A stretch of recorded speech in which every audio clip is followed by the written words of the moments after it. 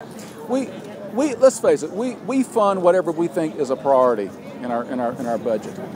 And our people should be a priority. We have the money to fund this. We can close the tax loopholes even on the sales taxes alone, and that would more than cover it right there. I've talked to a few people, and they said they actually would like to rather have a single-payer system for the government to fund and manage that. Do you advocate that as well? Oh, absolutely. That would be the most efficient way to do it, and that way you could guarantee everyone is insured. But let's face it, in politics, it's the art of compromise, so you get what you can get. You take a half a loaf rather than no loaf. And Obamacare is at least a step in that direction. It has its flaws, but it's the best we can do given the political realities of our time right now. Now, some people are saying that Obamacare is essentially big corporations. You have the insurance companies that lobbied millions of dollars to get this passed. That this is just a way of corporations to force people to buy their product so they can profit and make billions of dollars. Do you agree with that? I would agree with that. That's why I'm in favor of universal health care, single payer provider. But again, we have Obamacare because this is the best we could do given Republican opposition. This is the best we could do. This is a Republican plan. The Heritage Foundation proposed it years ago in the Clinton administration. The Heritage Foundation today opposes it, but they're the ones who originally proposed it. Mitt Romney instituted it in Massachusetts. It works there. It can work for the rest of the country. But we got Obamacare because of the Republicans, not because of the Democrats. One of the reasons why Nikki Haley said that she does not want to expand Medicaid is because the federal government funds the first couple of years, but then after that, 3 years, 100%. Right. So she's saying 90%. So she's saying that where are we going to come up with the rest of the money? We're paying for it in our emergency rooms right now. So why not give health care? You know, before people get so sick they have to go to the emergency room. We're paying for that. So 10% we can afford.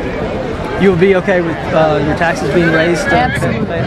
Do you think that some people say that Obamacare is just corporations that lobby Congress to force people to pay for their products so they can make billions of dollars? You know what? So? To tell you the truth, I'm for a single payer. Everybody on the same insurance. That's what I do. So you ultimately. think it should be run by the government? It's not run by the government. It's paid for by the government. You know, I mean, every other industrialized country is doing it. Why can't we? Winston Churchill once said, "The West is the hope of the world. The U.S. is the hope of the West. South Carolina is the hope of the U.S." The battle has been brought to us. Will you fight? We've got Republican senators meeting right now in caucus. Right now. Let them know how you feel. It doesn't have to come to the blood of patriots and tyrants to stop this bill, to stop this tyranny. It comes to right here in this building behind me. We can stop it. Amen. So I'm asking you to stand up. And about nullification, there's a lot of people that are a little confused about nullification. I mean, we're going to have to cram it down our colleagues' throats, I got to tell you. But ask them this question. Do you stand with Jefferson and Madison, or do you stand with Ruth Bader Ginsburg? Do you stand with Sotomayor? I stand with our founders. And these federal judges that are out of control, and we are where Jefferson warned us, we are at the premises of judicial tyranny. And we got a little thing called impeachment.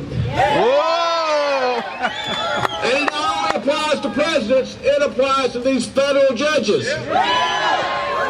Passing this bill, sending it down to Governor Haley to sign, and thwarting the implementation of the Affordable Care Act in South Carolina, nothing short of that will suffice. I'm going to stop referring to it as the Patient Protection and Affordable Care Act. Our president is fine with calling it Obamacare. That's right. And I really don't want to participate in 1984 Orwellian newspeak by calling it something it's not. It does not protect patients. It does not provide affordable health care.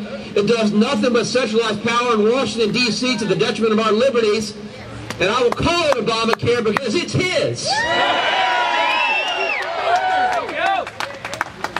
Now, how do we get it across the finish line? There are 4 things in this bill started by Representative Chumley that we're going to argue that are legal, constitutional, effective, and don't let anybody tell you otherwise. The first is states are not merely political subdivisions of the federal government that exist to carry out their policies. Amen.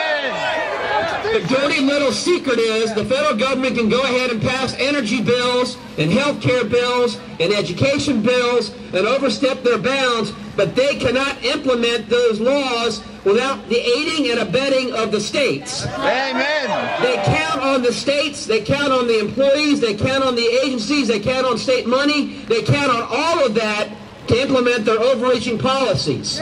What this bill does, that Bill Chumley started and that we're going to get across the finish line in the Senate, is say that South Carolina is not going to be complicit in that hijacking. Amen. We're not going to be aiders and abettors. You're not going to use our agencies. You're not going to use our employees. You're not going to use our money. You're not going to use anything that we have within our borders to implement this unconstitutional law. That's first. Amen.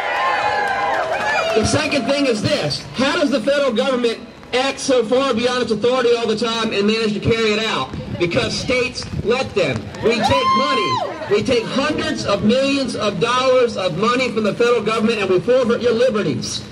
All that money the federal government gives us comes with strings attached, and those strings run all the way from Columbia to Washington, D.C., so they can pull us like puppets. We have to stop taking that money. The root of federal power is in the money. Amen. The second thing that this bill does is say, sorry, we don't want your grants, we don't want your money, we don't want your bribes, we're going to turn it away and recover our sovereignty and our liberty. Amen. The third thing, and remember, none of what I'm saying now is remotely unconstitutional, is remotely illegal, and everybody in that State House realizes it. Don't let them tell you otherwise. The third thing this bill does is it says we are not going to go ahead and take our Medicaid rules and expand them from 1.1 million people to 1.6 million people. That's going to bankrupt our state. There are only 4.6 million people. We can't have 1.6 million people on Medicaid because sooner or later that federal faucet's going to turn off, and the money that's been coming down to prop that up is going to dry up, and you're going to pay the bill. We have to say no to that money. We have to say no to the affordable health care. Look, I'm calling it by Orwellian Newspeak again. We have to say no to Obamacare's expansion of that Medicaid pool that bankrupts our state. Lastly, this bill says we are not going to set up a health care exchange. We're not going to set it up. We're going to join with the other states. We're going to join with the Attorney General of Oklahoma in saying you can't make us do it. And by the way, your mandate penalties, your fines, your subsidies, they can only exist if a state creates a health care exchange. We're not going to create it. We're going to fight you every step of the way. Thank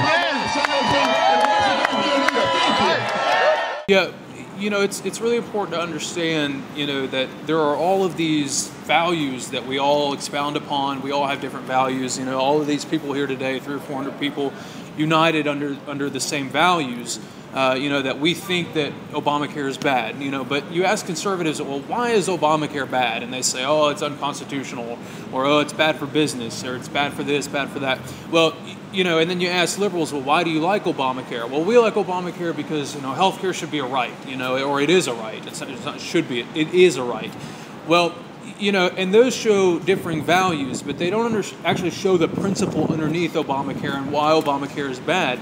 The principle underneath why Obamacare is bad is because how do we pay for healthcare? You know, it's a commodity. Whether you like it or not, everything is marketable and it's on the market, and the market is healthcare. Well, who provides healthcare? Physicians, nurses, etc. So, you know, healthcare is provided by labor. No one's labor is your right. You know, to insinuate that my labor, you know, as a physician or you know, the doctor who was speaking earlier, that his labor is your right, it shows a gross misunderstanding of the actual principles that we're talking about here. And so we have to learn to look beyond the values and really dig deeper into the principles of why these things are bad or wrong. You know, and you can apply that to anything, whether it's marijuana, abortion. There's always an underlying principle, and if we learn how to wield those principles and really talk about those principles, then you can really win a lot of people over, because that's the issue. It's not the values. Everyone here has different values. You know, the issue is the principle, and we have to learn to talk about the principles, not the values.